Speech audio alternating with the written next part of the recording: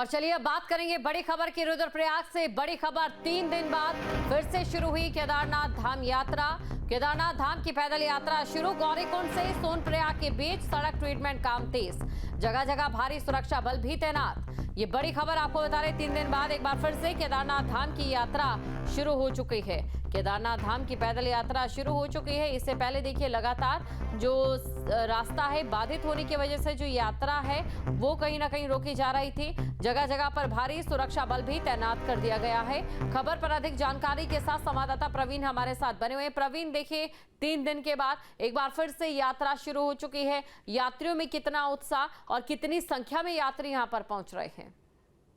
जी देखिए, 3 दिन से लगा जो बारिश के चलते वहाँ पे भूस्खलन हुआ था, उसके बाद 3 दिन बाद यात्रा एक बार शुरू कर दी, पैदल यात्रा शुरू कर दी गई है। और जो सड़क मार्ग है वो अभी बंद चल रहा है, और लेकिन पैदल आवाजाही के लिए खोला गया है। और श्रद्धालुओं को जो सुरक्षा बलों की तैनाती में केदारनाथ धाम के लिए रवाना किया जा रहा है। और दूसरी बात यह है कि अब श्रद्धालुओं को 6 किलोमीटर अतिरिक्त दूरी तय करनी पड़ेगी, जिससे कहीं ना कहीं श्रद्धालुओं को काफी दिक्कतें तो हो रही है। लेकिन बाबा के प्रति श्रद्धालुओं में काफी उत्साह है, उसको लेकर कहीं ना कहीं और श्रद्धालु भारी संख्या में और गौरीकुंड से केदारनाथ की ओर रवाना हो रहे हैं। अगर बात केदारनाथ धाम यात्रा की शुरुआती चरण की करें तो एक दिन में 20 से 30 हजार श्रद्धालु वहां पर पहुंच रहे थे, लेकिन अभी एक दिन का आंकड़ा अभी कितना पार? देखिए, कहीं ना कहीं तो शुरुआत में बाबा की यात्रा पीक पर रहती है और श्रद्धालु भारी संख्या में केदारनाथ की ओर रुख करते हैं। कहीं पे मानसून चल रहा है, उसमें कहीं ना कहीं श्रद्धालु संख्या में कमी देखी जा रही है।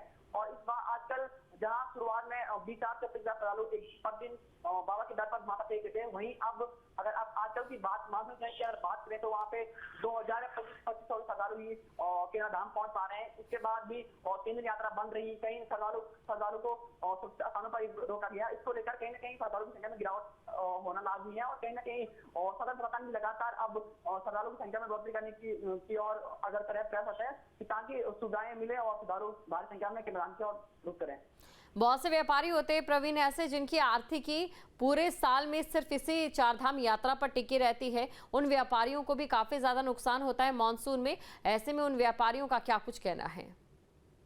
देखिए, जो व्यापारी हैं उनमें जो मानसून सीजन में कहीं ना कहीं यात्रा को पूर्ण रूप से प्रभावित कर गया है। श्रद्धालुओं की संख्या में भारी गिरावट देखने को मिल रही है, जिससे कहीं ना कहीं जो व्यापारी हैं जिनका व्यापार यात्रा से जुड़ा हुआ है, उनमें कहीं ना कहीं उनके चेहरे पर कहीं ना कहीं परेशानी दिख रही है, वो परेशान नजर आ रहे हैं। उन पे आर्थिकता का संकट है। कहीं ना कहीं जो व्यापारी होते हैं वो 6 माह की यात्रा ही नहीं अपनी रोजी रोटी कमाते हैं। इसको लेकर कहीं ना कहीं जो श्रद्धालु संख्या में भारी गिरावट देखने मिली, उससे कहीं ना कहीं यात्रियों की आर्थिक भी प्रभावित हो रही है। प्रवीण, अभी चारधाम यात्रा पैदल मार्ग की बात करें तो कौन कौन से सेंसिटिव जोन है और कितनी प्रशासन की टीमें वहां पर मौजूद है? जी देखिए, अगर केदारनाथ धाम की बात करते हैं तो वहाँ पे पूरी केदारपुरी ही भूस्खलन की जद में रहती है। कहीं ना कहीं डेंजर जोन नहीं मान सकते हैं। इसको लेकर कहीं ना कहीं जो मुख्य डेंजर जोन है वहाँ पे भारी संख्या में सुरक्षा बलों को तैनात किया गया है। और इसके साथ ही मजदूरों को भी रिजर्व में रखा गया है, ताकि अगर कोई मार्ग बंद होता है उसको तत्काल रूप से सुचारू किया जा सके। शुक्रिया प्रवीण। तो प्रशासन की ओर से सेंसिटिव जोन जो है वो चिन्हित किए गए हैं और वहां पर अतिरिक्त जो प्रशासन की ओर से टीमें हैं लगाई गई हैं, ताकि अगर वहां पर किसी भी प्रकार की समस्या हो जाती है तो उस पर त्वरित कार्रवाई करते हुए जो एक टाइम पहले लंबा लगता था उसे कम करने का प्रयास जो है वो किया जा रहा है। जहाँ भक्ति है हर शब्द में, कथाओं में छुपे हैं दिव्य रहस्य और ज्योतिष देता है जीवन को दिशा। धर्म से जुड़ी हर बातों को जानने के लिए हमारे चैनल स्तुति को सब्सक्राइब करें। चैनल पर जाने के लिए इस लिंक पर क्लिक करें।